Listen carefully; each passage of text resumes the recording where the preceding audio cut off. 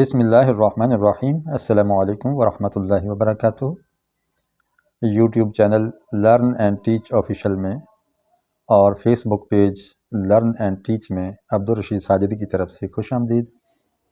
اس channel پہ آپ مختلف تعلیمی اور تربیتی پروگرام اور اسباق دیکھ رہے ہیں اور سیکھ رہے ہیں۔ آج عربی گرامر کی یہ کلاس ہے۔ اس کے اندر ہم پڑھ رہے ہیں فعل مضارع مجہول۔ اس سے پہلے ہم بتا چکے ہیں کہ فعل مضارع مجہول کسے کہتے ہیں اور یہ عربی میں کس وزن پر کس پیرامیٹر پہ آتا ہے۔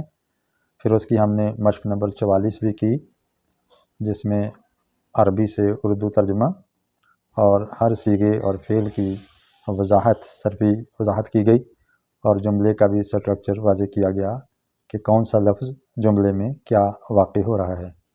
آج ہم اردو سے عربی میں ترجمہ کریں گے۔ آپ دیکھ رہے ہیں کہ کچھ الفاظ اس مشق میں ہائی لائٹڈ ہیں۔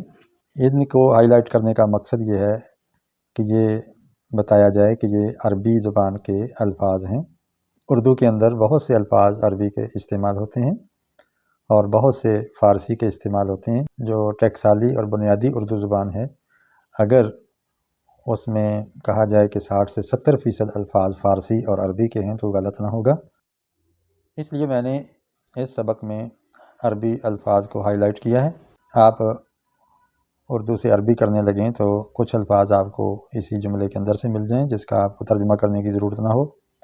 بعض الفاظ ایسے ہوتے ہیں کہ اردو میں وہ استعمال ہوتے ہیں اور معنی میں ہوتے وہ عربی کے الفاظ ہیں، جیسے خط، سبق، عورت، جلسہ، یہ سب عربی زبان کے الفاظ ہیں، لیکن یہ اردو میں اور معنی میں استعمال ہوتے ہیں اور عربی میں ایک دوسرے معنی میں استعمال ہوتے ہیں۔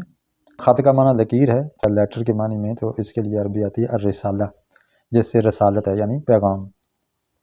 سبق کا معنی ہوتا ہے آگے بڑھنا، سبقت لے جانا، تو یا گزرا ہوا، اس کو بھی سبق کہتے ہیں، لیکن عربی میں اس کے لیے لفظ درس استعمال ہوتا ہے، دال را سین۔ عورت کا لفظی معنی پردہ ہے، اور یہ جو اردو میں ہم عورت استعمال کرتے ہیں لیڈی کے معنی میں، تو عربی میں اس کے لیے لفظ آتا ہے امرأتن یا مرأتن۔ یہ تھوڑا سا فرق ہے، باقی وہی الفاظ۔ قلم کو قلم ہی کہیں گے، منع کو منع کہیں گے۔ جلسہ کا معنی ہوتا ہے بیٹھنا، جلسہ۔ اردو میں گیدرنگ کے لیے استعمال ہوتا ہے، کوئی محفل کے لیے، تو عربی میں اس کے لیے حفلہ کا لفظ استعمال کیا جائے گا، محفل کے معنی میں حفلہ۔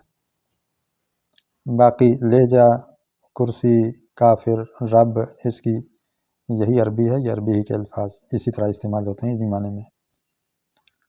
خط قلم سے لکھا جاتا ہے۔ یہاں دیکھیں کہ فاعل معلوم نہیں ہے، کہ لکھنے والا کون نہیں ہے، اس کا علم نہیں ہے، تو اس لیے یہ فعل مجہول ہے، اور تا ہے جب آ جائے تو یہ فعل حال کی پریزنٹ ٹینس کی علامت ہوتا ہے اردو میں۔ اس کا مطلب ہے کہ اس کا ہم ترجمہ مضارع میں کریں گے، تو پہلے کا کریں گے فعل کا ترجمہ، چونکہ جملہ فعلیہ ہے تو فعل کو عربی میں شروع میں لایا جاتا ہے، یکتب۔ اور اگر خط مؤنث ہے، الرسالہ، الرسالۃ، تا مؤنث کی علامت آتی ہے خط کی عربی میں، تو پھر آئے گا تکتب، تا مؤنث کی یہاں شروع میں لگے گی۔ اسم کے آخر میں تا مؤنث کی آتی ہے اور فعل مضارع کے شروع میں تا مؤنث کی آتی ہے۔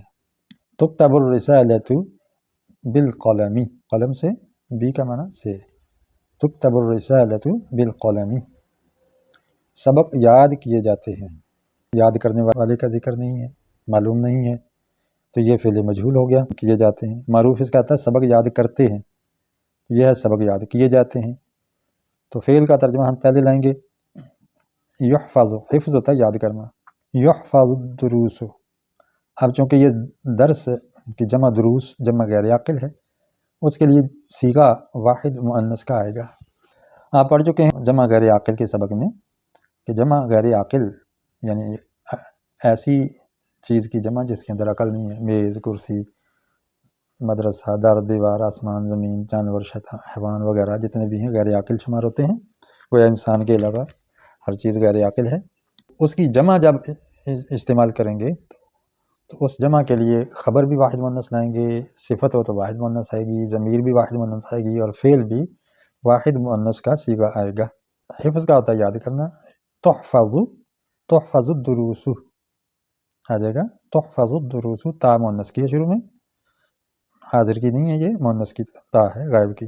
مجھے کام سے منع کیا جاتا ہے، مجھے واحد متکلم ہے، کام سے منع کیا جاتا ہے، منع کا مجھے کی عربی لگائیں گے الف، تو اسی منع سے پہلے الف لگا دو، امنعو حمزہ لگا دیں گے، امنعو مجھے منع کیا جاتا ہے، عن العملی، عن العملی یا من العملی، امنعو عن العملی، ویسے منع کرنے کے لیے، دور ہٹانے کے لیے حرف جار عن آتا ہے، عین نون عن۔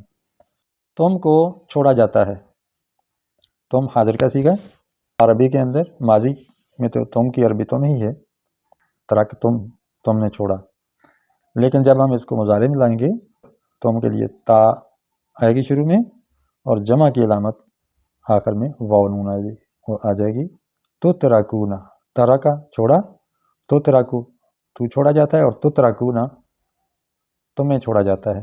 تو یہاں دونوں انہوں نے مینشن کیا کہ دونوں یعنی دو کا مفہوم دینے والا لفظ لگائیں گے تو عربی کے اندر دو کے لیے الگ لفظ آتا ہے، وہ ہے الف نون، آ جائے گا تو تراکانی، تو تراکونا کی بجائے تو تراکانی، تم دونوں کو چھوڑا جاتا ہے، ایک ہی لفظ ہے اور اتنے الفاظ کا معنی دے رہا ہے۔ چائے پی جاتی ہے، شرابہ ہوتا پینا، شراب اسی سے ہے، مشروب پینے کی چیز، شارب پینے والا، اور شرابہ حروف اصلی شین را با، اور شروع میں علامت مضارع لگائیں گے یا تا میں سے، اگر متکلم ہوتا میں یا ہم تو پھر الف یا نون آتی، لیکن یہاں متکلم نہیں ہے، فرسٹ پرسن نہیں ہے، تو یہاں یا لگے گی یا تا لگے گی۔ یو شرابو، چائے کی عربی بڑی آسان ہے، چے کی جگہ شین لگا دیں شائے، اور یہاں بڑی یہ کی جگہ چھوٹی یا لکھ دیں، یو شراب الشایو، یو شراب الشایو۔ یہ تھی آج کی ہماری مشق، اس کو ذرا اچھی طرح سمجھ لیجیے، اللہ تعالیٰ آسانیاں پیدا فرمائے۔ السلام علیکم ورحمۃ اللہ وبرکاتہ۔